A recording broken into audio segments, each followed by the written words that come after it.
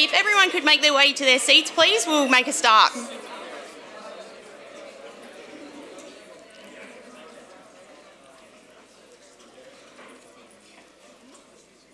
Okay, so welcome back to our on-site delegates, and hello to everyone who may have just joined us on the live stream.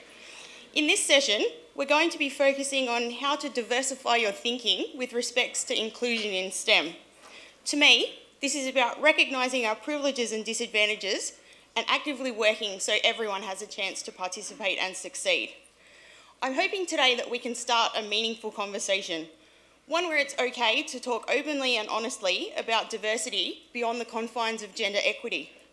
Acknowledge that inclusion means recognising our biases and doing what it takes to challenge the status quo.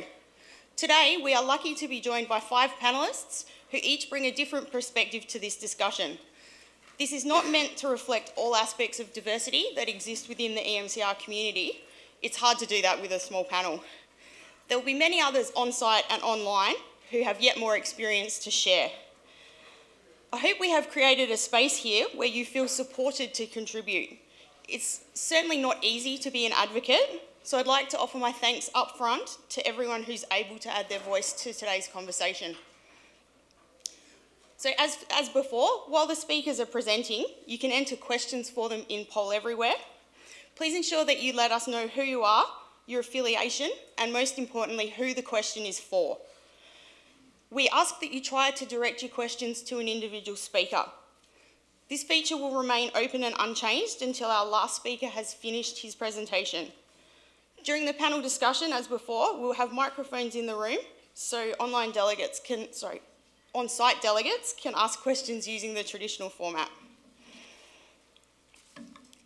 So our first speaker today is Dr. Zuleyka Zevallos.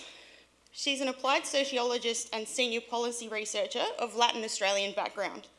Zuleyka is an adjunct research fellow at Swinburne University of Technology.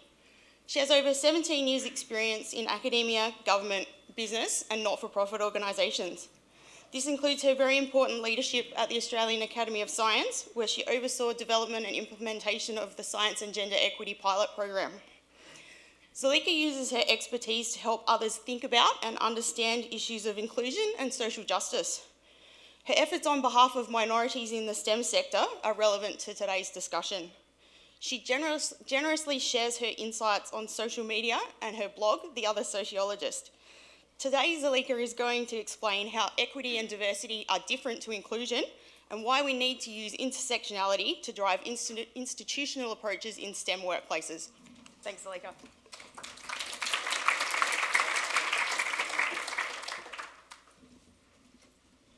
Thanks, Carly. Before I begin, I wanted to pay my respects to the traditional custodians on the land on which we meet, the Turrbal people, and any elders past, present and emerging in this room. We pay respect to the diverse science, knowledge and equality embedded forever in the custodianship of country. I wanted to thank the EMCR Forum for giving us the opportunity to speak on this very important issue. And I'm going to be as Carly said, I'm going to be setting the scene for some of the key concepts that we can use to unpack how we think about inclusion, and I'll give you some takeaway questions that you could go back to your own organisations and maybe rethink some of the ways that you've been approaching inclusion. So in a broad sense, inclusion is a concept about how we manage difference. So it's about how we are actively seeking out and welcoming difference, as well as how we value and respect differences, especially in the workplace.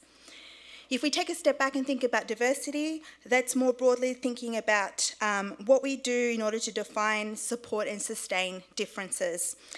Specifically, institutional policies and practices in science. For equity, we're talking about the barriers, issues, solutions to structural disadvantage, and this is a concept we can use to think about how everybody is born with different life opportunities and different life chances, and what do we need to do in order to level out the playing field in science. Access is about creating, measuring and redesigning opportunities to make sure that everybody can fully participate in science and in other spheres of life. It's about thinking through everything from the way we organise our physical spaces, the way we deliver our curriculum, and any other barriers and opportunities that we can take to better include people, particularly people with disabilities. And finally, intersectionality is about how gender inequality is impacted by racism and by other forms of exclusion, from sexuality to disability, class, age, location, and so on.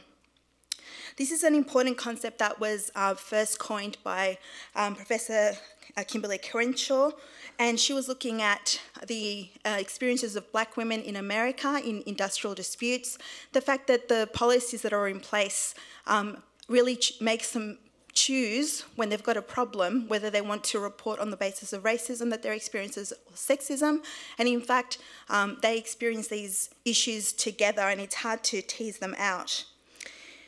Many people are doing really great work in Australian science to create inclusion, but there's a lot of ambiguity in the minds of some people about how we can apply intersectionality, and it leads to a lot of friction. So I wanted to share with you some of the reactions that I've come across in the science community. I've been doing gender equity, diversity and inclusion work for many, many years in lots of different contexts.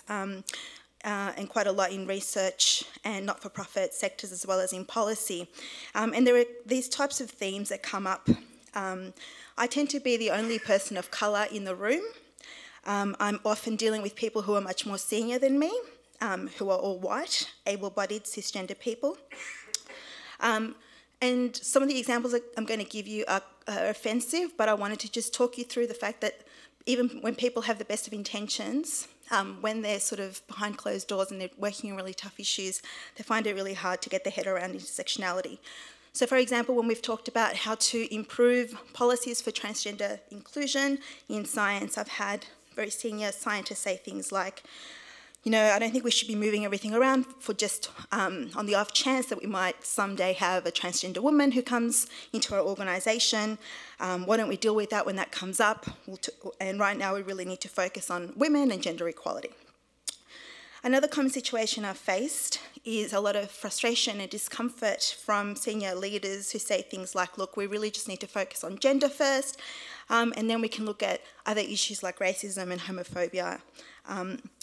I've also pointed out in lots of different working contexts how we include Aboriginal expertise.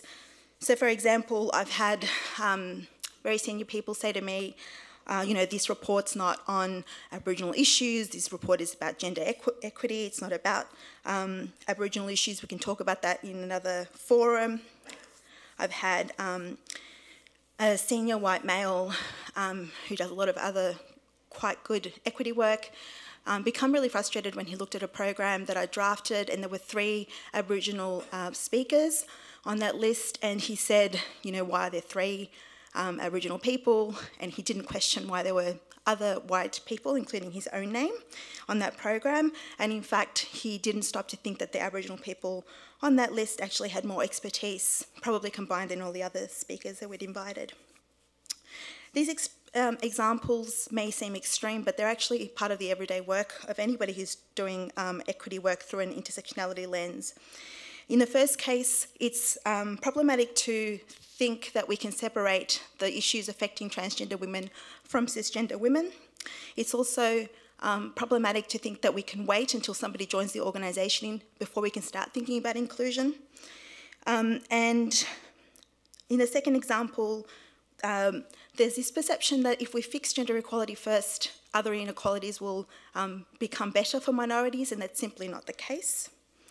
And finally, a lot of people, unfortunately, still see Aboriginal issues in science and inequity as being separate from from the core work that we do. And that's problematic because, again, inclusion is about thinking, forward thinking, and having our best people always having as many opportunities as possible.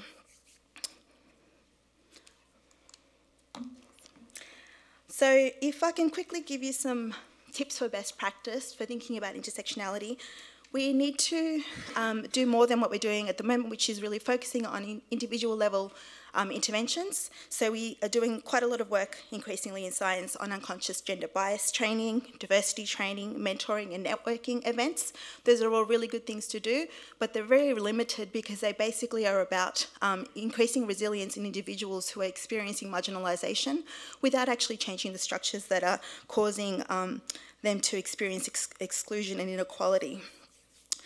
Also, those individual level approaches don't really help minority people. Instead, we need to be using data in smarter ways. We need to be thinking about how to use data beyond just collecting how many men and women do we have in your organisation. Let's reach 50-50 gender balance. We need to think beyond gender. We need to be thinking about how can we use data to work out whether the policies we have in place match the practices in our organisation, and are these policies and practices actually helping the people that we're meant to be helping. Public accountability is paramount. We need to be thinking about things like targets and quotas because they work.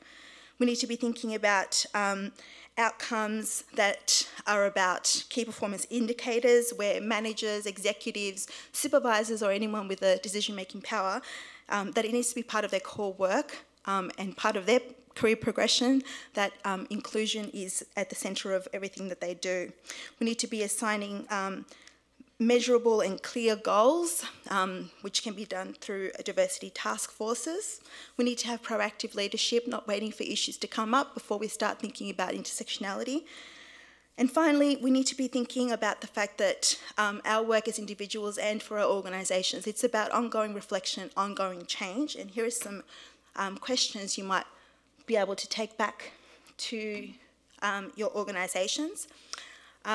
So my slides are actually on my website, so if you go to othersociologists.com, you'll see that I've described the images and there's all the text as well. So with these questions, just broadly, it's not about answering them together in this room today, but you know, think about whether what are the training programs that you have available to you in your workplace? Have they got intersectionality at their heart?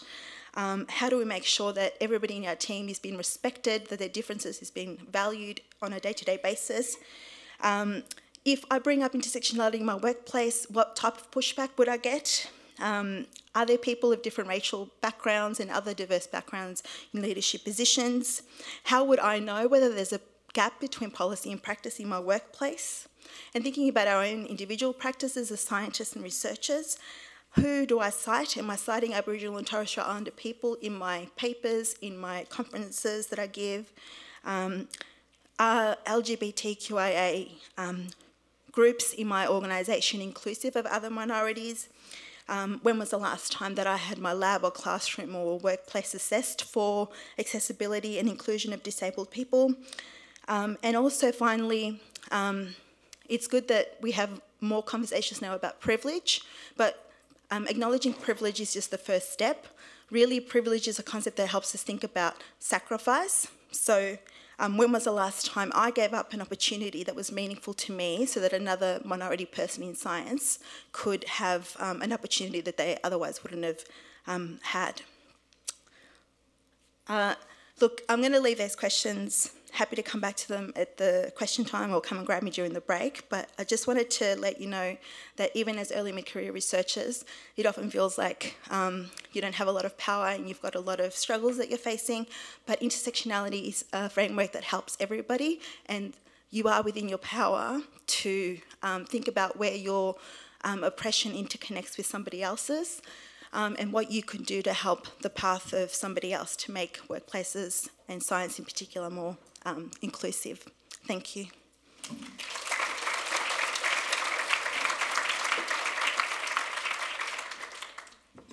Thank you, Zalika, for a great talk to set the scene for the rest of the session. Our next speaker is Kimberly Olsen. She's the CEO of Trans Employment Australia and a project officer at Uniting. She advises on issues of inclusion of transgender and gender diverse people in recruitment processes and ensures that LGBTI-specific learning strategies are adopted into aged care service provision. Kimberly can draw on her experiences presenting as an adult male in the STEM sector to highlight what she describes as the standing culture in academia. As a transgender woman, she has personal insights into the loss of privilege and power associated with transitioning. Today, Kimberly is going to share some of her expertise with us to address barriers of inclusion of trans people in science. I just want to remind everyone that you can keep uploading your questions on Poll Everywhere as the session progresses. So thank you, Kimberly.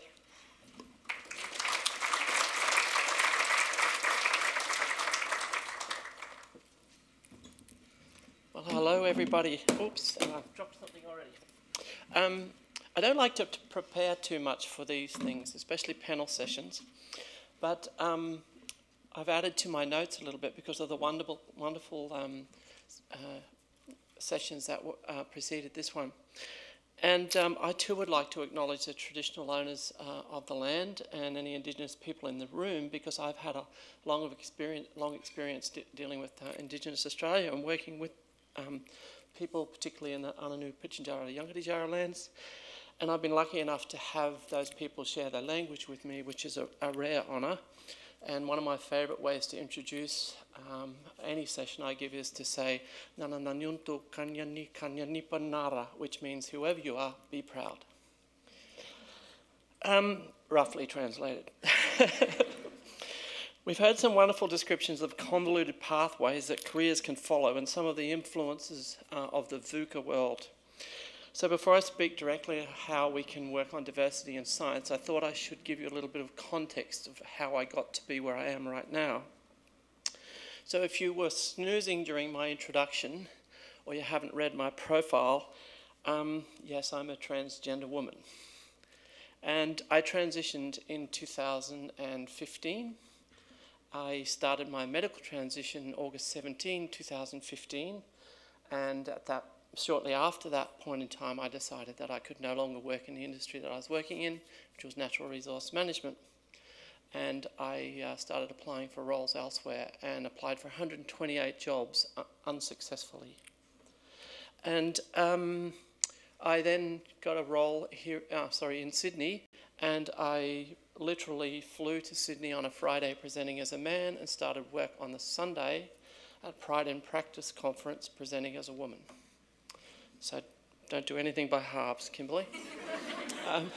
I'd also lost my business, which employed 9 people, and I'd lost all of my personal wealth, my 2 homes and my marriage. So I arrived in Sydney with $400, 1 pair of shoes and 3 dresses. So that's a little bit of my background.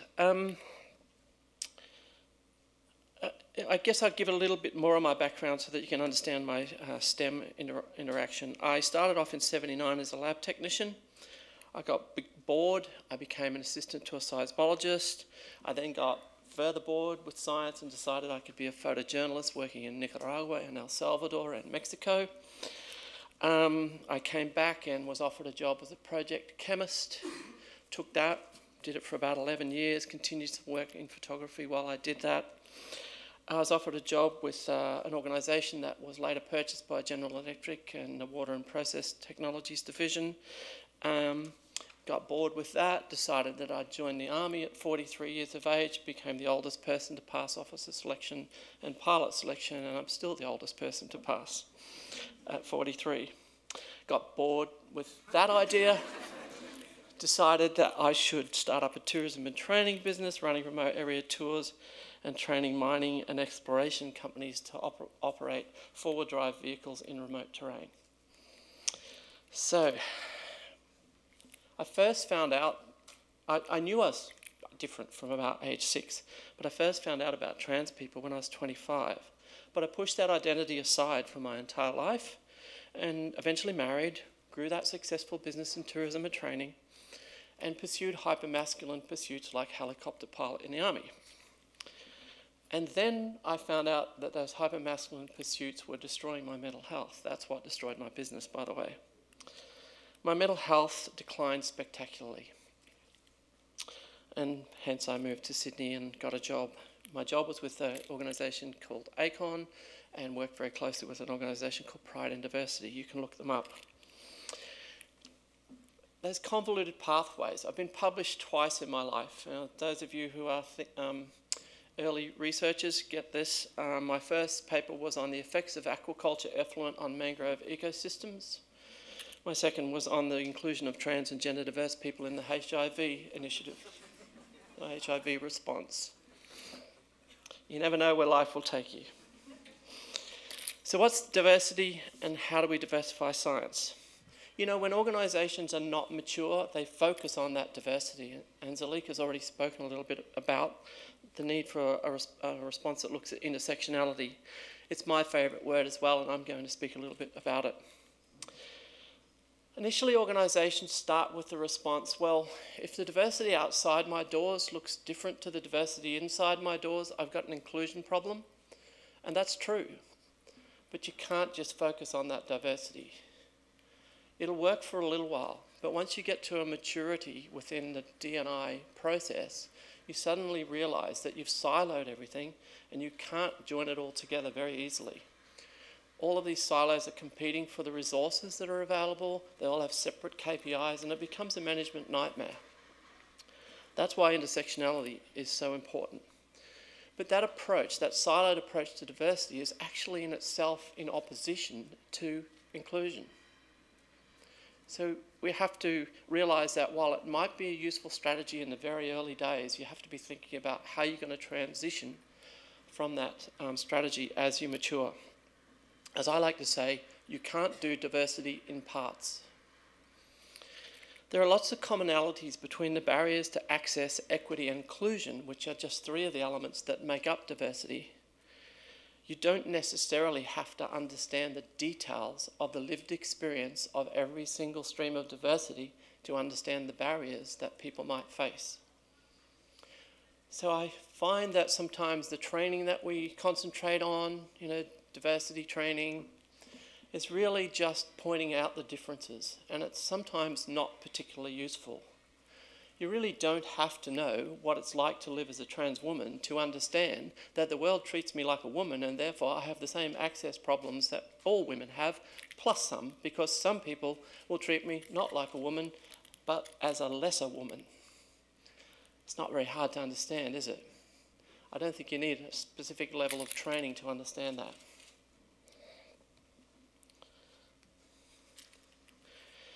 So I think if we want to diversify science, it will come on focusing on those things that I spoke about before. Access, not just equal access to roles, but access to all opportunities, including the equal opportunity for education, for roles in leadership, and the opportunity to have your voice influence culture. That's the big area that needs to be focused on. Organisational culture needs to change, and you need diverse voices to be heard in order for it to become a diverse and inclusive culture. Inclusion includes seeing yourself represented, not just in the human capital, but in communications, imagery, and discussions. Inclusion means eliminating the biases, conscious and unconscious, that exist and limit participation. Diversity, though, doesn't just come from access, equity and inclusion, but it comes from, as Zalika said, recognising intersectionality, and recognising that intersectionality compounds disadvantage. Those intersectionalities, can be anything. LGBTI, woman, cold, disability. And it's one of the reasons that I actually disagree about the focus on quotas. Yes, they can be a step that works, but unless you understand how to do inclusion and unless you understand the barriers that people face, quotas don't cut it. Unless your organisation understands inclusion really well, quotas actually serve further to silo those diversity streams. So if I'm a woman in the workplace, we can think about, okay, that's one element of diversity, and so let's have a quota for women. So in my workplace, that's fine because I'm included with the women, but in some workplaces I'm not. And what about my non-binary friends? How do they fit into that? They're assigned female at birth. What if you're a Muslim, black, trans, lesbian, living with a disability? What quota do we assign to you? We have to understand instead the barriers that those intersectionalities create for people. Specifically to trans inclusion, the biggest barrier that trans people face in the workplace, whether it's in STEM or anywhere else, is access. Access to opportunities. LGBTI people, and includes trans people obviously, have undergraduate degrees at twice the rate of the rest of the population and are employed in full-time employment at half the rate. Tell me there isn't something wrong. So we need to address that, and for trans people, it's really bad. My own example before, 128 job applications, 7 replies, 4 of them rude. We don't employ people like you. So recruitment is an area that we need to focus on. Organisations need to create, measure and redesign opportunities to enhance participation for trans and gender diverse people. We have to drop cultural fit from our language. We saw before from one of the earlier speakers how we define ourselves in terms of values. That's also how we should define who participates in our organisations. You know, I work for a Christian organisation as well as running my own business, a trans employment program. I work for Uniting. I happen to be an atheist. There's inclusion for you. And you know, I've had this discussion at Uniting. We've removed cultural fit from all our materials in HR. We talk about values fit. And I think that's what organisations need to think about. What we want actually is cultural add. How am I going, Carly? All right, I'd like to speak just briefly about that inclusion stuff for trans people. I had a very lovely conversation with my manager the other day. She's doing an assignment and it required a brave conversation. So we had a conversation about her fears when she wanted to employ me. She knew I was the right person for the job, she said. Totally knew you were the right person. My fear was I wouldn't be able to support you if something happened in the workplace. And that made me think, wow, this is a really inclusive workplace. And I could have missed out on an opportunity because she was scared. How many trans people miss out on opportunities for similar reasons and thousands of other reasons? Thank you.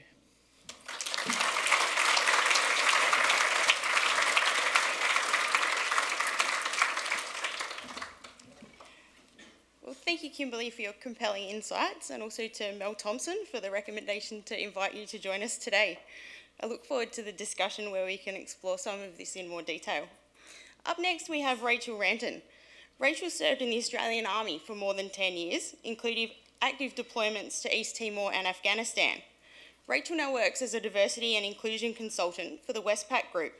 She was recently honoured by Australia's Prime Minister when she received the inaugural Veteran Employee of the Year award.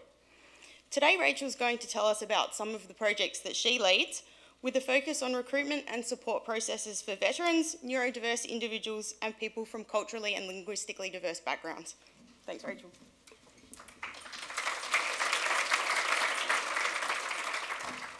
Cool, thank you very much. Great to see you all, and thank you for having me here today. I too would like to acknowledge the traditional owners on the land on which we meet, and acknowledge everyone in the room who identifies as Aboriginal or Torres Strait Islander as well. So today I'm going to be sharing a couple of things that have worked for us at Westpac. There's some stuff we're really proud of that we think we're doing well at, but there's heaps more for us to do and plenty more for us to learn. The first place that we start is with gender diversity. So at the end of last year, we achieved 50% women in leadership at the Westpac Group. And it was a big aspirational goal set for us by Gail Kelly. And there was a range of ways that we approached this to try and solve it. At the time, we had 50% of women in our organisation. We were diverse from a gender perspective, but we did not have that reflected in our leadership. So how are we going to change this? There was two things that really worked for us. We hardwired and we softwired. So for us, hardwiring means things like hard targets. Businesses within our organisation needed to report on how they were performing in terms of their women in leadership numbers, and also gender more broadly, how were we represented in each business unit. We also had a look at our shortlisting requirements, and this turned out to be a really key element to shift the dial when it came to our gender diversity. When we found that we had 50% of women in our panels around our shortlisting, then we found that we had 50% of women appointed to roles. And that was true of every business unit, even ones where we were dramatically under the percentage. When we actually got the shortlisting right, we were able to make sure the appointments were right as well. What this meant then is we needed to look at our gender pipeline management. So how many people were applying for roles and what genders were they? How many people of those then moved into our shortlists? And from there, how many were appointed in roles? I'll just jump to the bottom section here. What we're looking at then is how can we actually apply this in a broader context?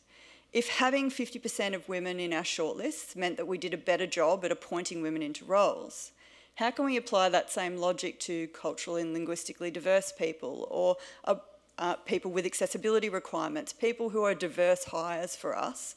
If we actually apply that same lens, say we need 50% in each of our shortlists, will we get the same outcome? It's what we're looking to do as we move forward from here. The other important element that we looked at when it came to gender was the soft wiring processes. So how did we actually run not just things that were a quota and a target and a number that people needed to hit, but actually how did we support the development of women within our organisation? So Equilibrium is a program that we run that encourages people to join Westpac and join banking from completely different industries. If you're a senior woman in an organisation and you thought banking might be something that you'd like to do, it's almost like a graduate program, but at a much more senior level, where you join the organisation, you rotate through 4 different types of businesses to understand how does that business work, and also to bring your skills and experience in from a completely different angle. We found that wasn't just attractive for people external to the bank, but actually really attractive to people internally. So a lot of our women come through our consumer bank, our branches, and that type of part of the business. But we don't have so many women who are in our institutional bank or in our group technology. By applying what we learnt from our external Equilibrium program, we were able to say to our internal people, if you're a senior woman or you aspire to senior leadership as a woman, rather than stay within the channel that you're in, why don't you come and join a program that'll give you exposure to all different parts of the business that you may not be brave enough to apply for, or you may have had a barrier to being able to get into. Some of the other soft wiring that we did was our leadership courses that were specifically designed for women and specifically addressed some of the challenges and barriers that women face when it comes to stepping into their next leadership roles. We know that typically if there's a list of 10 things that you need to be able to do in a job ad, that blokes will go, I got 5 or 6 of them, I'll be fine, I'll apply. Girls will want 9 or 10 before they actually will even put in their job application. So trying to highlight that to people across the business and also encourage them to be brave, back the skills that they have, and learn some of those technical details if they're moving into a new area of the organisation. So as I said, mentoring is also really important there. So senior people in our business of all genders were asked to mentor women that had the potential to move up and move into leadership roles in our organisation. So although we had numbers around that, we said we'd like you to mentor at least 2 women with the potential to move into roles within our organisations that are senior. We also felt that was a soft wire approach because mentoring is very much about the relationship and very much about how do you start to take it from mentoring to sponsorship. This is something we're now looking at. How do we apply this more broadly across the group? If we know some of these things have been key factors, like shortlisting and like the soft wire approaches, how do we roll that out more broadly so that we're not, as our previous speakers said, not just addressing one thing, but how do we actually look at it with a broader lens? So some of the other things that we're having a look at as well now is a deliberate attempt to bring a diversity of thought to our organisation. I don't know if any of you guys have ever worked at a bank or, you know, interacted with a bank. It can be very banky. You know, people enter that type of organisation and they stay there for a really long time. And sometimes it means they're looking for those things. I'm looking for someone just like me with the same type of thought processes. And so how do we actually change how we recruit? So there are a couple of programs that we're running at the moment. I look after veterans, neuro and flexibility. Actually, I look after all those at the Westpac Group. So veterans is around, and neurodiversity is quite similar as well. That's our autism hiring program. For both of those, the traditional hiring process creates lots of barriers. Both of these groups tend to fall down at the resume stage because I don't have direct and relevant experience. We also see these people fall out at the interview stage on the neurodiversity lens. Often it can be the emotional connection that's not as strong. For the veterans lens, they're using a different language when they're trying to speak in that interview process. So how do we redesign our hiring to actually not do anything like we normally do and get people straight in the door? Because if you've got a matched values, which we heard Kimberly talk about, and if you've got diversity of thought that you're bringing to the organisation, we can teach you how to bank. What we want is you to come up with some creative solutions for us. Flexibility we see as a key enabler of inclusion at Westpac Group. So unless there is flexibility, many of these groups might be able to join us, but then struggle once they're there. Since 2015, we've had an all-in flex approach, so every single role in the organisation can be done flexibly. And that means one of about 15 different parameters. That might be, I have flexible start and finish times, I work remotely, I work from home, I can purchase more leave and only work term times. There's a whole range of different ways that we offer flexibility to our people, and we see that when we get flex right, we have far more diverse teams because people not just can join us, but can actually stay and thrive in their roles. The fourth element there is around inclusive leadership training. And as we've heard, you know, raising awareness is a really important part of getting people to understand their own bias, their own privilege, and also how they might be impacted by that in their hiring choices. Our inclusive leadership training looks at not just us creating our own content, but trying to leverage the great content that exists out there across Australia. The Australian Network on Disability has great content. Our Diversity Council Australia has great content. Lots of other organisations, corporates, our competitors have great content. People like Accenture talking about inclusion starts with I. So rather than invent it ourselves, we've used that content to stimulate people's thinking and ask them questions around, you know, the DCA material about words at work. You know, the question that we ask after we show people that is, this was called out as PC gone mad.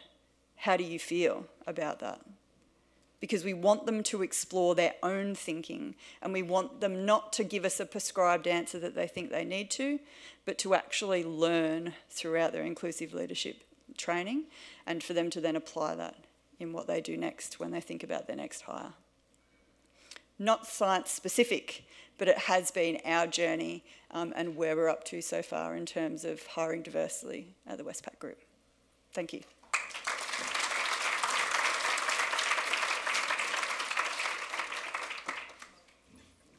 Thank you for that, Rachel.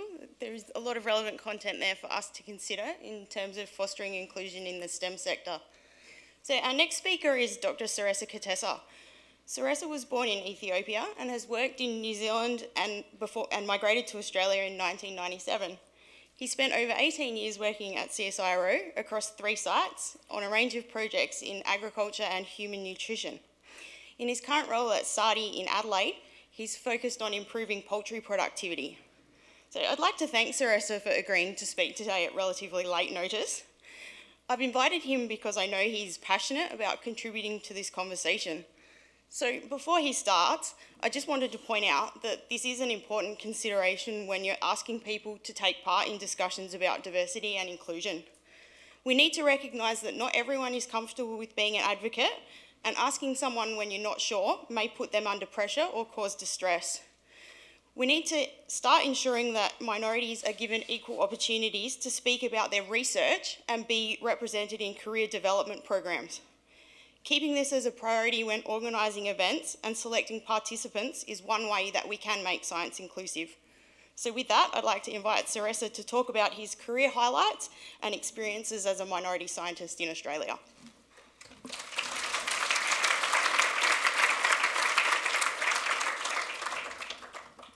Thank you, Carly. I'd like to thank the executive for lobbying the academy to fund this kind of activity. I'd also like to thank the academy for putting up the money so that we can meet and discuss about inclusion and diversity. I also like to acknowledge the traditional owners of the land we are meeting on. I've got a small experience when we were discussing about an Aborigine intern joining us, and the discussion arose that they tend to have a lot of cultural events that keeps them away from work, and it went to the point that what about Asians? What about other Australians? And the conversation went around, and I said, I have a different view. I'm from Ethiopia. If Ethiopian culture is not celebrated in Australia, it will still thrive.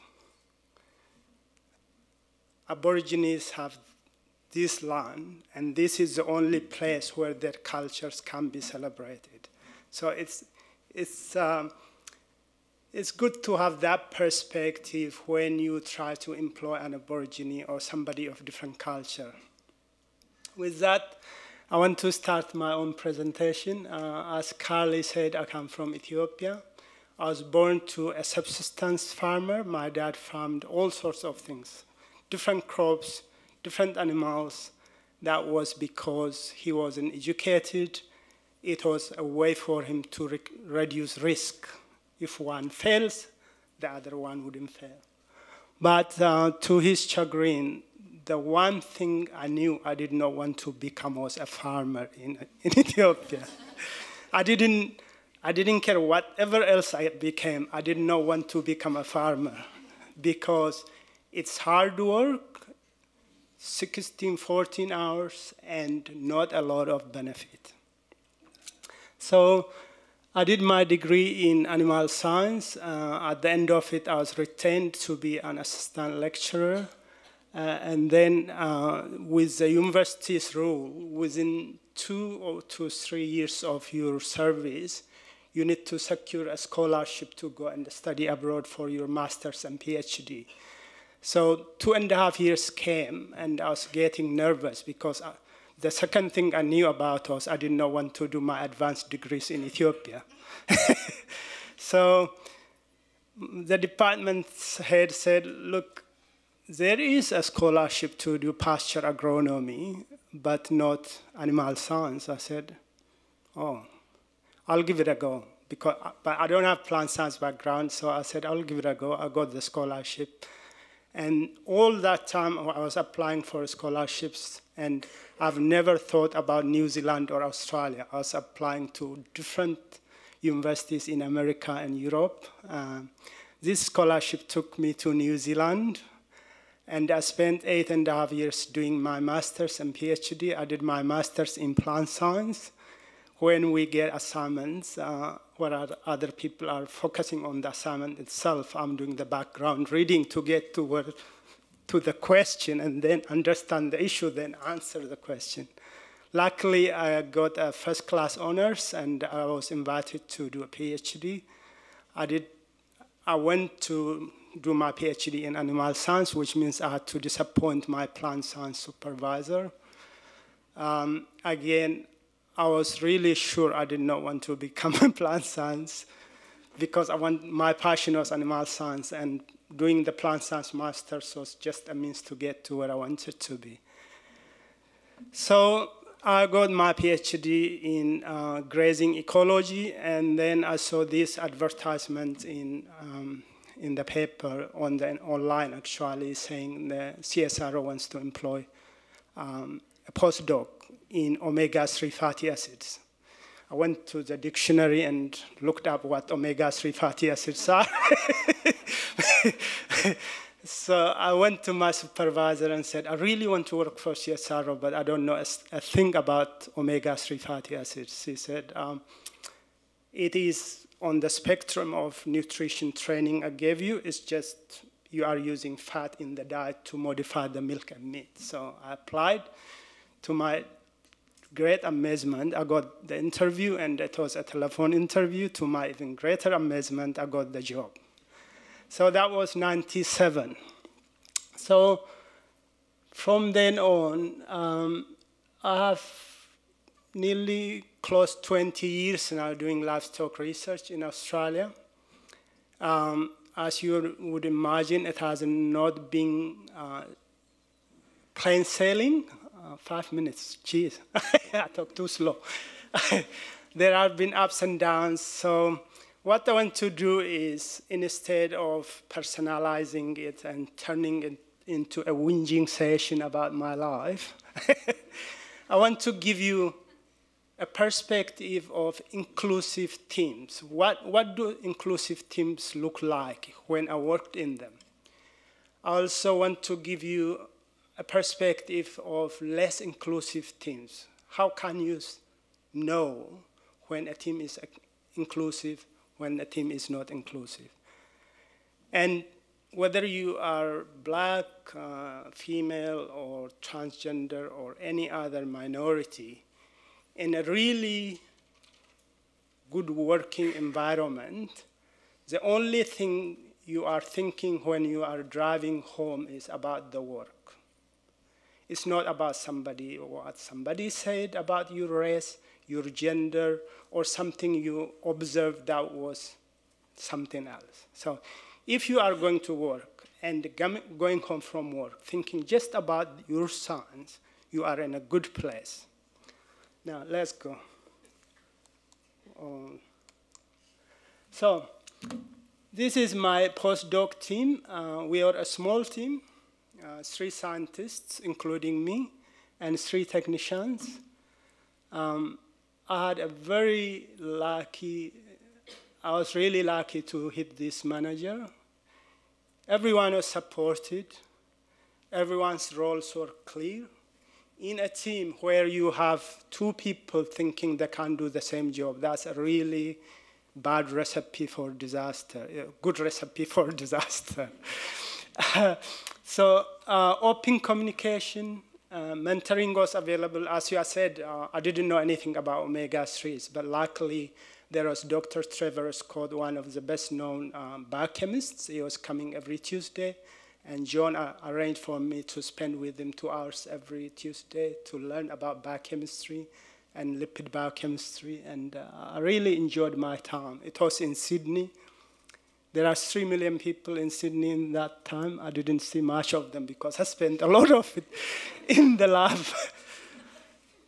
Because if John had asked me to walk across a call, I would walk for him because I knew he was invested in me.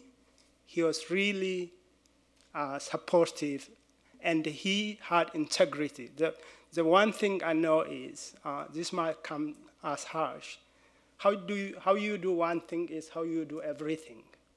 You cannot be a man of integrity in one area and not integrity in another area, or vice versa. It might be harsh, but that's how I believe. This is another really happy team I've worked in, and it actually produced its first result this year. CSIRO has now released the omega-3 canola. Our vision was to produce omega-3, long-chain omega-3 producing canola land plant, which was canola we wanted. I was in there as an animal nutritionist looking at it. And there are plant science people, marine science people, food technology. Everybody had a distinct role.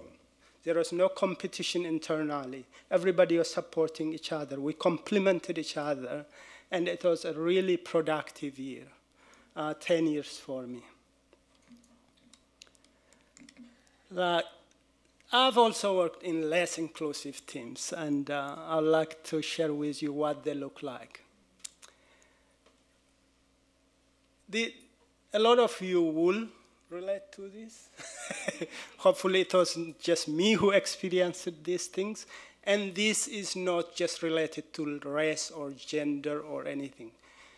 A less inclusive team is a less inclusive team for everybody. It's a destructive work environment. There's internal competition, you know, people joking for position, for attention. There is no clear delegation related to, as a scientist, you want everything to be factual, based on, science is easy to measure. You look at the output, the publication output, years of service, and your capacity to do that work. And in a number of cases, I've seen a couple of, let's just say a couple, not to be too bad. In a lot of the cases when somebody with less experience and less publication output and less years of service is delegated at a high level, it's a white male. I've never seen a white female or a black female or a black man or any other man rise above others with less. So that I will come to that later. So this is an environment I see as bad for everybody, but particularly bad for people of minorities. So these are my thoughts. It would be nice if everybody got everything. It's not democratic. And usually, one of the ladies who gave a talk, a training, she said, you can say this organization, that organization, this organization, but at the end, somebody makes things happen, somebody stops things from happening. So if you want to apply for a grant to some organization, make sure you at least know somebody in there. If you just send your application and hope for the best, it may not work out. So having a mentor, having a connected mentor will really help. Not funded is not good science. If I can just have one more minute. I had this thought that omega-3, we know diet influences omega-3. So what you eat, when it comes to fat, what you eat is what you are. But I wanted to do the genetic heritability of fatty acids in lamb meat. But I was thinking, where can I get 500 samples of lamb chops? I was talking to Dr. Tony Schilling. I said, I really need access to 500 lamb chops to do this heritability study. He said, oh, there's Johan Grief. He has got pedigree lambs. He kills every year, 500 of them. So I got those lamb chops. And then I applied to Meat and Livestock Australia. I've got these lamb chops. I want to analyze the fatty acids and then determine the heritability of omega-3s. They said no. So what I did was I put 5-10 samples behind funded work. It took me over 3 years, and got all the samples in and sent it to Dr. Johan Grief, who is a geneticist. And we had heritability values for all fatty acids. And I had my moment with ABC and international media and all that. And MLA, although they did not fund it, they were happy to use the publicity. So look for alternatives. It is always depressing to be turned down, but you always need to look for alternatives. And the third point is the one I really want to take time a little bit to say. All organizations have inclusion as a core principle. It would be a very unique organization to say, we don't want to include anybody. You know, well, in the past they said no, Irish should not apply, but those days are gone. But today, every organization says we are inclusive. But why doesn't it happen? I think, in my view, it is because HR know all the dodgy appointments. They know all the dodgy promotions. And they are, instead of keeping the organization honest to its principles and procedures, they become enablers. And therefore, you have got exclusion and bullying happening in workplaces. The fourth point, I don't know if I said set boundaries early, but it's not easy. It really is not easy. If you don't laugh at a joke, it becomes a really sticky issue. And if you accumulate it and then one day the dam bursts, and then people will think, oh, he's been sneaky, he's been hiding all this time. We thought he was one of us. So it's a really hard one. The fifth point is the extra dimensions of working under someone with less experience. I want to impress on you. I think future lab leaders and future leaders come from this group. Say, if I was a black man with a 20-year experience, another black man with 10-year experience is promoted above me, I would say, oh, he's just a better ass kisser than me, right? there is no other explanation. But if it is a different gender or a different race, then it's difficult not to think that it's related to it. So with the diversity of people coming to workplaces, it's really important to take that into account, you know. What kind of workplace it would be if I promote somebody with less experience above somebody who has got more experience against gender diverse, racially diverse workforce. I've got a couple of points for improving funding success. Secondment to RDCs might help because, again, people, Soresakitesa is not something that flies off the tongue, you know. But if I had worked with the RDCs, if they have met me, if they knew how I could spell my name, it might improve things. Some people actually invite industry stakeholders to recruitment panels. Again, that is another level of exposure. And done? Well done. Thank you, Sarasa.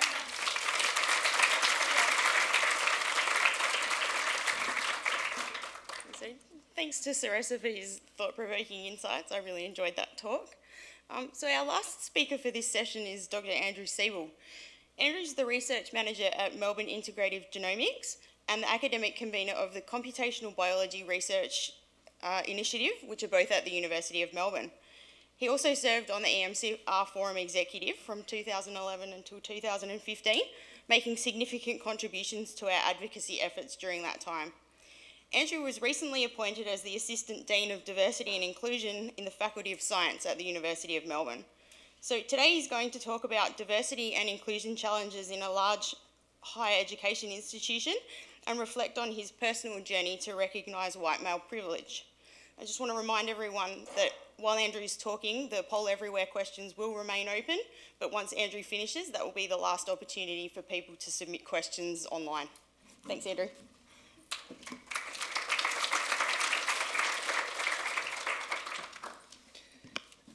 Thanks a lot, Carly. I'd also like to acknowledge the traditional owners of the land, the Turrbal people, and pay my respect to the elders past, present and emerging. Before I get into my slides, I wanted to acknowledge Carly and all of the EMCR Forum Executive for the invite to come and speak to you today. It's a real privilege. It's great to see the forum thriving after the early days when we weren't so sure which direction it would take. And now it's in great hands, so excellent job on getting the meeting up and running, and I love the theme. So I've had the privilege to be appointed the Assistant Dean of Diversity and Inclusion at the Faculty of Science at the University of Melbourne. In some ways I can relate to what Jenny said. The imposter syndrome is is deeply embedded in my heart because I'm up here as a white male who really has not been discriminated against at any stage of my career. So how can you talk about diversity and inclusion? Well, I'd like to think that throughout my career, I've certainly been successful in my own ways. I think I've earned a lot of those positions, but also tried to think about how it affects others around me and bringing other people along. And now in my role as a research manager, helping other people succeed is really where my passion is. So the first, so I'm going to go through a few of the, I guess, few of the nuts and bolts behind diversity and inclusion at the University of Melbourne, and I really want to focus on the last couple of slides in a bit more detail. So, University of Melbourne applied to the pilot program of the Athena Swan, and that was before I started back at the University of Melbourne.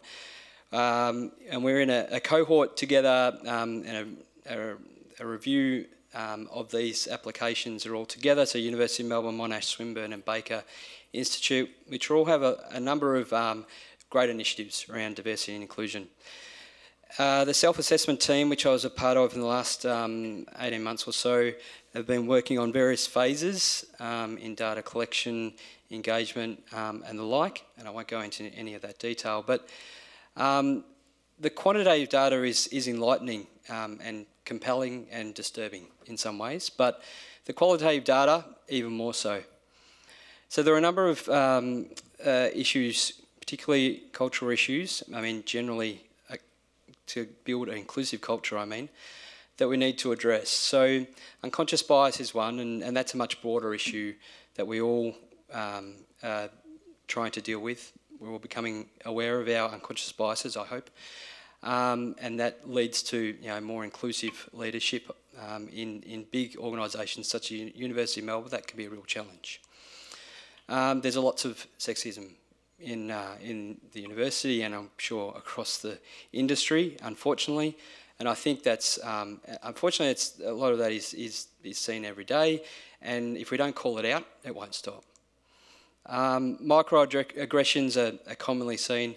You see that in many different contexts and fora and many meetings that you go to, and unfortunately that's still present. But again, we're hoping that more people are standing up and calling that kind of behaviour out. And I mentioned something about male privilege, and again, it's difficult to talk to this, without having experienced any of the discrimination that's really been talked about in this session so far.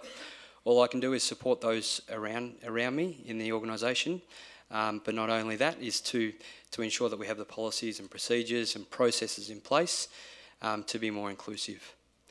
So we need to be sensitive and open towards difference and willing to move beyond stereotypes or assumptions. And that, in my mind, equals inclusive leadership. So it's interesting what Luca and Kimberly had talked about with intersectionality and the importance of that. And I put up this slide and I realised that I've got 5 pillars here. And pillars, unfortunately, stand on their own and probably are not conducive to intersectionality. But as Kimberly said, we've got to start somewhere. And I think we're on a journey. We're all on a journey. And I think that University of Melbourne, unfortunately, is early in that journey, and we're not necessarily always the trailblazers here because it's such a large organisation. And that is not an excuse, but that's where we're at the moment, and we're working towards improving things. So number one is obviously around gender equity and females in STEM leadership roles. The focus here has been on 2 levels, but it's a pipeline issue, we recognise. But the university is focusing on 2 different levels, and this is level C and level B to C levels in this kind of mid-career phase, which is obviously relevant to a lot of people here, and offering more support to progress their career trajectory. Targeted recruitment for disciplines where women are underrepresented, and I'll come back to this when I talk about the faculty initiatives. We're trying to encourage women to apply for promotion, and the data suggests that when they do, they're much more successful than men. I can relate to a number of different things. I think, Rachel, you mentioned that women generally, if they don't tick all the boxes, they won't go forward. Men, we've got a couple of things and then we can make up the rest, right? That's a generalisation, a stereotype, but it's true. It's what happens, but when women apply, they're putting in a much better application than men. LGBTIQA plus people, there's a number of different things we're trying to establish a university-wide ally network, and there's a number of education pieces around that at the moment. We're rolling out gender transitioning guidelines, and I think again, we're taking a lot of advice from Pride in Diversity there, taking their lead. And on the 17th of May, we're having a International Day Against Homophobia, Biphobia and Transphobia, the Ida Hobbit Day community event at the University of Melbourne. So that's something we're trying to bring not only staff but also students into that inclusive thinking around and fighting against these phobias. There's a number of different other pillars I won't talk about in detail, mainly because a lot of it's around plans, but we haven't had a lot of action yet, unfortunately. Indigenous space, disability or mixed ability, and workforce cultural diversity. All these we've got an action plan associated with the Athena Swan application, but we've got a lot of work to do. And we've established a diversity and inclusion advisory working group, which consists of all the associate and assistant deans across faculties. So what are we doing in the Faculty of Science? So on the 9th of May, some may say we're well behind the 8 ball, but we're finally launching a Women in Science network. So, and I've got about 130 RSVPs across the faculty at this stage. Personal invites went out to all of our staff, and we're hoping that's a great success. Well, not we're hoping, it will be a great success because we've already got things in place.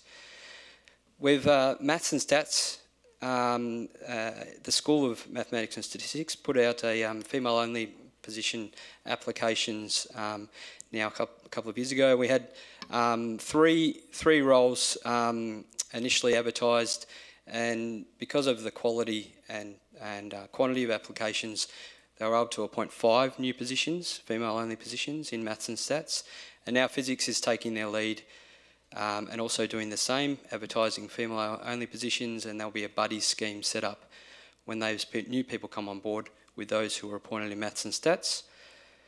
We're offering female promotion support sessions and mentor circles around promotion because we know that's where there's an issue in the pipeline and promotions. Now we have a bit of that data in the Athena Swan application. We can start making positive action.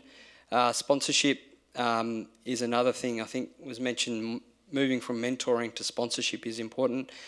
Actually tapping people, particularly females, on the shoulder and saying you should apply for this, sending award applications, fellowships, etc. Supporting those and sponsoring those people. And profiling female role models in STEM is another one of the initiatives as part of the network. In the LGBTIQA plus awareness and ally network area, we're now in some ways piggybacking what the university is doing. We're going to be doing an ally network within the faculty. The Indigenous employment and reconciliation action plans are in place. The university has a number of targets and quotas, but again, that's not the only thing we need to be doing, and there's a very detailed action plan that's literally is about to be released, and we're about to see how the Faculty of Science can take that forward as well.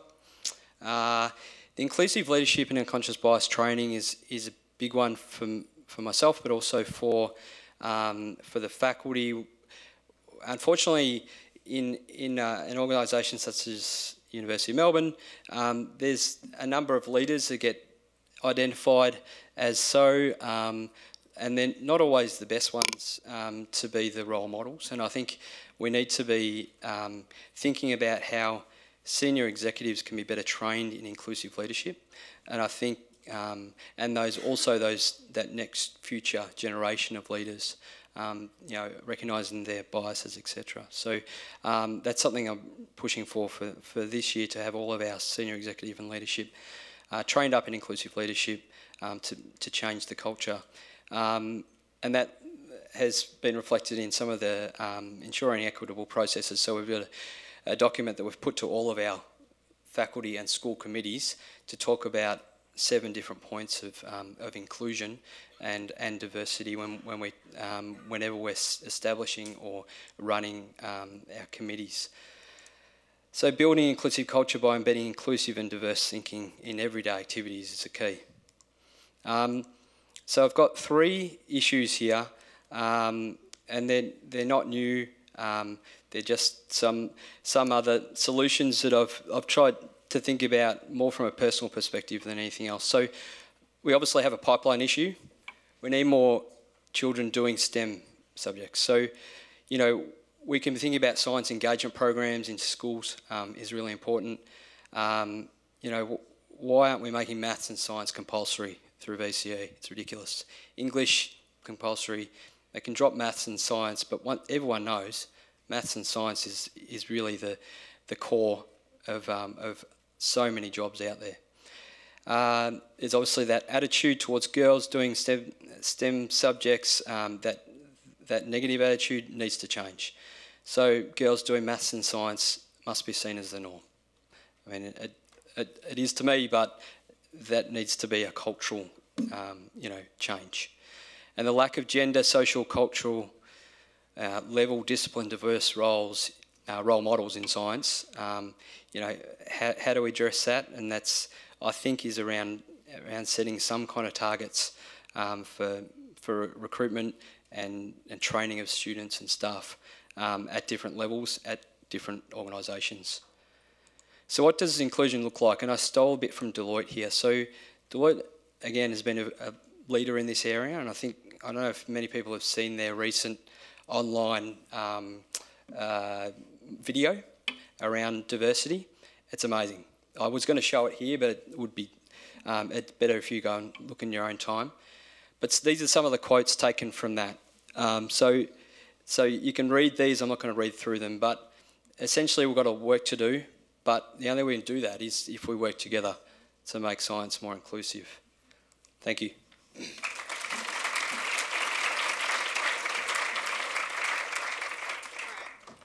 Thanks to Andrew. We're a little bit slow to get started, so we'll spend 20 minutes on the panel discussion and then we'll break for afternoon tea. I purposely designed the program so we could have a little bit of overlap if these things happened. So before we do that, I want to thank everyone who's contributed questions on Poll Everywhere. We will get to some of them. We've actually changed up the content now on Poll Everywhere. So if you refresh your browser, we're asking everyone in the room while the panellists are talking to reflect on what you've heard today and think about what you can do when you get back to your workplace to make a difference. And if anyone's keen to share their thoughts, that platform on Poll Everywhere will be open and we'll be able to provide the output from that later. So if I can invite the panellists to come up on stage.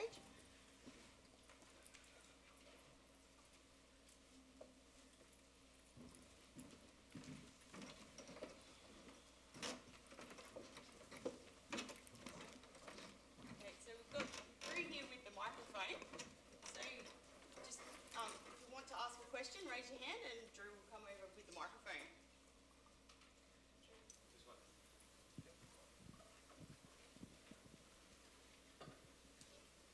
Hello.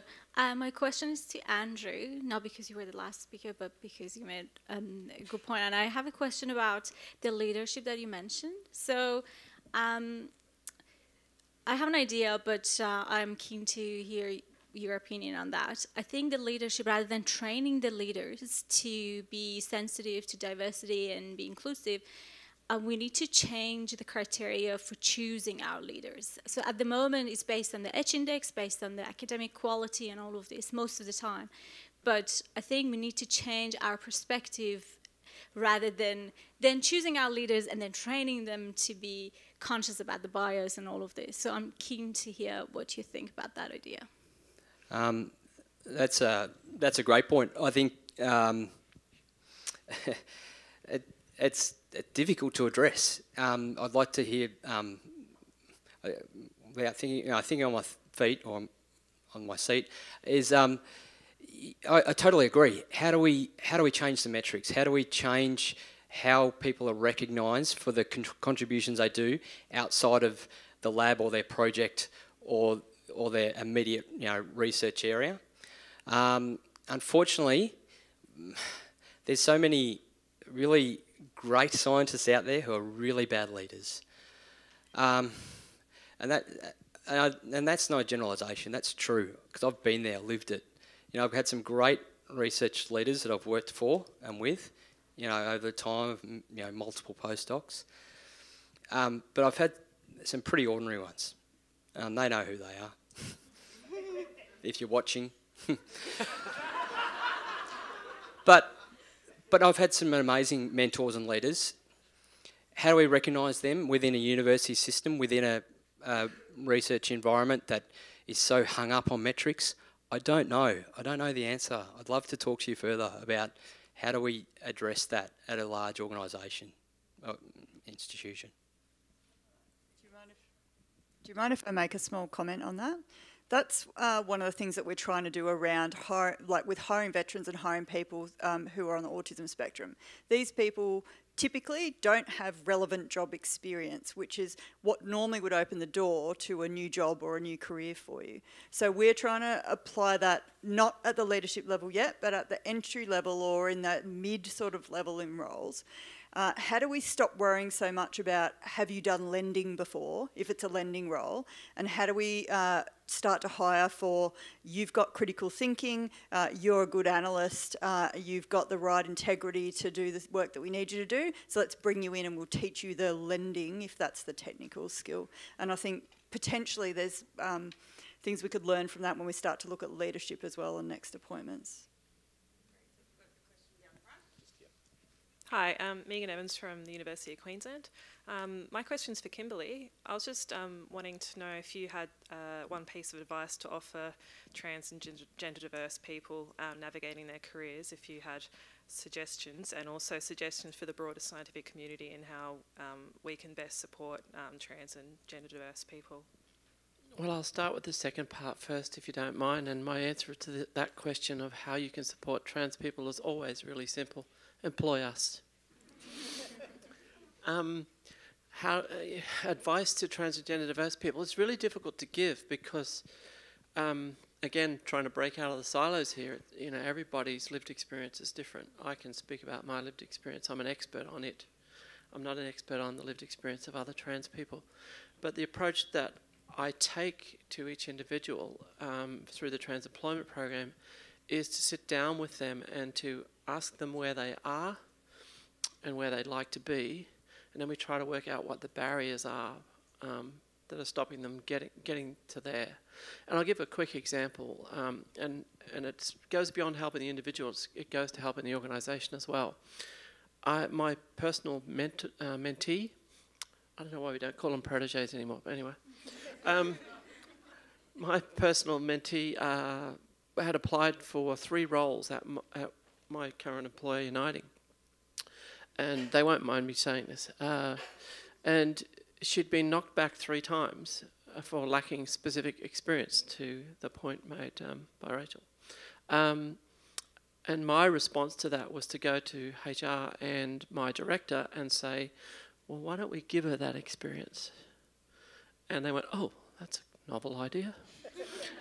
And so now she's presently in an internship, but we hope that there'll be a role for her. There's quite a few roles that her skills do fit, and it's just a matter of giving her that little bit of experience in the corporate world, because she's never had a full-time job.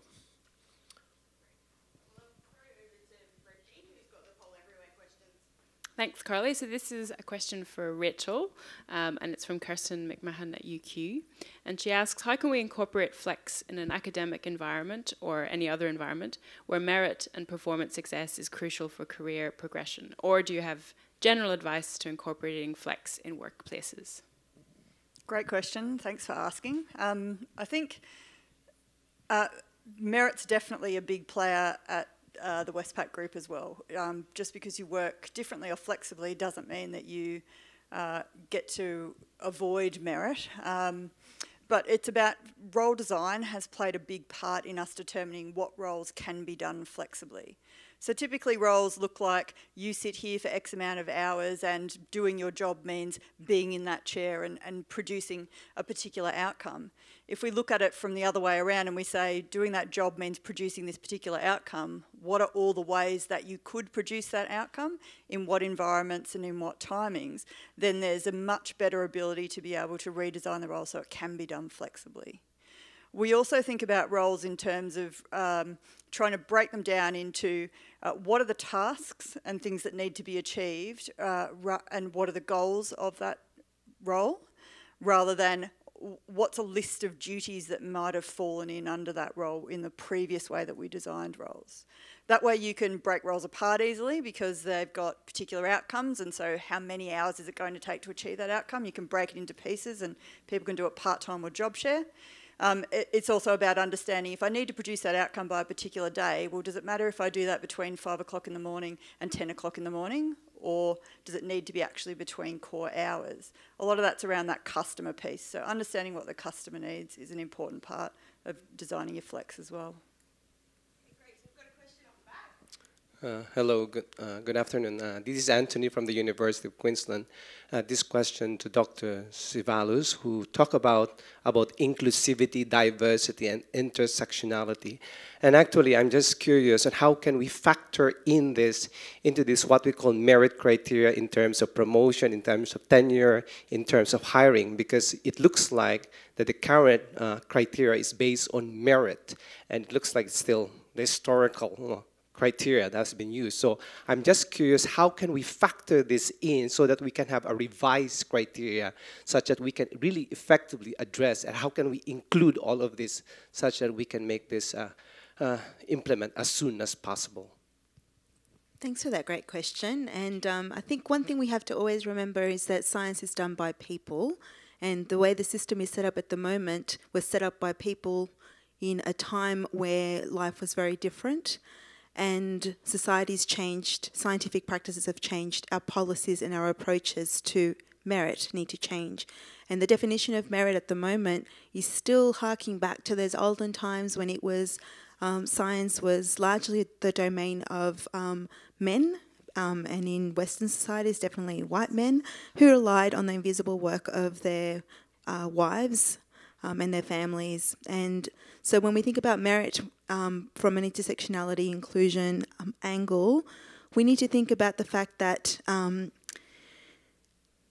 needs to be clear and measurable outcomes that managers at all levels need to be meeting. So it's a lot of corporate organisations will have HR policies saying that everybody must be inclusive, but there's no work output related to that. But we know from other organisations that flip that around, where managers must, for example, in order to get promoted as a manager, in order to get your pay progression, part of your role is to be an advocate for your team and to make sure that your team is doing all of the things that they need to do so that they can be ready for promotion.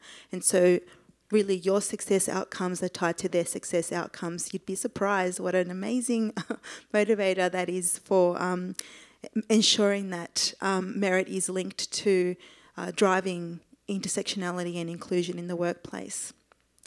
And I think also being very transparent, as I talked about. So organisations sometimes may publish some aspirational goals like reaching 50-50 gender balance, which is a very noble goal. But if you start to break that down by race, by gender, by sexuality, we actually see just how far we have to go. So making sure that those things are publicly accessible, so that we can start to really hold our leaders accountable for inclusion as part of what it means to be a scientist and a leader. I hope that helped. So another question from Poll Everywhere, this from Ariana from the University of Sydney for Saressa. How can we improve equal opportunities to non-citizen immigrants who want to build their independent research career in Australia, considering that many of the available fellowships are only available to Australian citizen researchers? Thank you for that question. It's a difficult one. I want to say something about merit as well. I want to add in a little bit of a joke. I was listening to ABC, and Barnaby Joyce said, this is about merit. He said, we can't have quota, it should be on merit. And Barnaby Joyce was the Deputy Prime Minister because of quota, due to the agreement between the Nationals and the Liberals. So it's really easy to throw merit around, but how is that merit generated? If you back a minority to generate the merit, they will. If you back a woman to generate the merit, they will acquire the merit. One thing, say for example, you have got 2 employees. One of them went on a maternity leave for a year, and she came back and produced 3 publications in the next year. The other person who was there 2 years produced 6 publications over the 2 years. Effectively, those people are equal. But when it comes to number of publications, the 6th one will get ahead of the 3. So there are a few ways to go around to address merit. In terms of minorities, as you can see around you, I'm the only African here. Is there any other black African? I don't think so. So this starts at high school. I tried to write an article for Carly about STEM pathways for black minorities in Australia. So me being here as one might be equally representative of Africans in Australia. I don't know what the ratio is. So in some fields, at least, the population of experts does not reflect the population of the country. That is true in engineering. For instance, if you count the number of engineers in Australia, they don't reflect the gender breakdown, the race breakdown, and other breakdowns. For minorities, I think you need to capture them at primary school and at high school. You have to excite them about science, having science people who have actually succeeded doing science. If all the minority, especially black Africans, see on television is people who have become millionaires singing, or people who have become millionaires running, people who have become millionaires playing basketball, that is the only thing that will inspire them. But if there's somebody with a science background who goes and talks to them, the exciting things about science, the pathways for science, how narrow those things they see on televisions are. Not everybody is born to be Usain Bolt, but every black person can be a scientist. I believe that. They don't have to be, but they can be. But not everybody can be Usain Bolt. So these are the things they need to get educated on at primary school, high school, and then have secondments through high school, trips to science labs, that kind of stuff.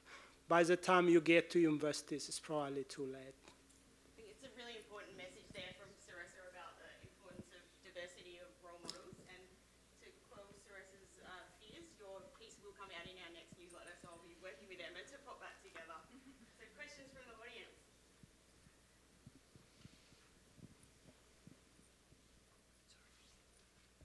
Thank you. I'm Vivian Chalice from UQ. I had a question for Andrew. So I'm a mathematician at UQ, and I wanted to particularly ask about the women-only mathematics positions that you have at the University of Melbourne, and kind of how those have been received by both your male staff and your female staff, and the female who took those positions. I particularly ask this because in mathematics at UQ we have particularly low representation of women at higher levels, and I think some of us have the feeling that we perhaps should go down that path to make sure that we can have some role models within our department to follow. And so I guess I wanted your follow-up on how those positions are going for you at the University of Melbourne. Well, from my limited feedback we've had today, only because it's relatively new, it's been very positive from those who have got the positions, the support they've had, the respect they've had from both male and female and other colleagues. To be honest with you, I wasn't involved in the initial discussions around it. My understanding was there was some difficulty initially getting the policy and the positions approved, and there was some resistance, but now that the positions have been awarded and those 5 females are in place, there's already been a change of, I think, a positive change of culture, and physics have taken their lead and going ahead with it. Engineering are doing the same in their faculty. It's proactive, you know. It's got to happen. I mean, it's got to happen. We're same. I mean, I think we're sitting on 13% of at professor level female to male. So that's in maths. You know, well below the average for the university, which is about 23%, which is still terrible. But you know, so there needed some, you know, some positive action, because otherwise you just go along the norm, and you've probably done the maths yourself. And how long would it have taken to get to anywhere near where we should be? It just couldn't happen on regular recruitment processes that the university undergoes. So HR were key to that, obviously, but it needed support from, you know, the council, etc., which finally got over the line, and now they're not looking back. So, and that's why the buddy scheme is going to be important, because this will be an ongoing kind of mentoring role that these females will play. I know there's some burden involved in that because they were the first cohort, but they're keen to do it because their experience so far has been positive. Can I just speak to the backlash for a second, just very, very quickly if I can? I just want to speak to the backlash notion for a second.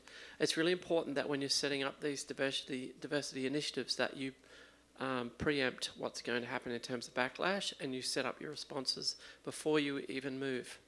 It's a really important thing to do, and that way when they come up you can respond to them in an appropriate way and disarm most of them.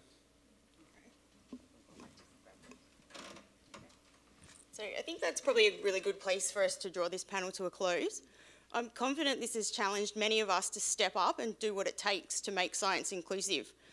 The responsibility for this should not rest solely with minorities. We all need to listen and think about how we can make a difference. We've seen a lot of recent initiatives to support women in science. Unfortunately, some of these programs don't incorporate intersectional principles and do result in the advancement of some at the expense of others. As a community, we need to acknowledge and address these criticisms so we can make progress. The voices who advocate for science to be inclusive should never be blocked, marginalised or silenced for pointing out uncomfortable truths. So the EMCR Forum aims to be inclusive of all perspectives and opinions that align with the theme of the session today. We've covered a lot of ground, but there's much that we haven't discussed. At any time, we invite you to provide us with feedback by email or on Twitter if you want to make comments or raise concerns, but we ask that you do so in a way that aligns with our code of conduct. The executive and our support staff at the Australian Academy of Science work hard to make sure that our membership remains both free and open for all EMCRs to contribute. We do acknowledge that we still have a lot of work to do, particularly in terms of ensuring that the diversity of our membership is reflected across all of our activities and also in our executive team. I can assure you that bringing about effective solutions through policy change and other mechanisms will be our top priority after Science Pathways. The discussion will continue in this afternoon's breakout group around how to promote and improve selection of diverse candidates during competitive processes. So I'd like to invite everyone to join me in thanking our panellists for their contributions. I hope this represents the type of conversation we can have. Thank you.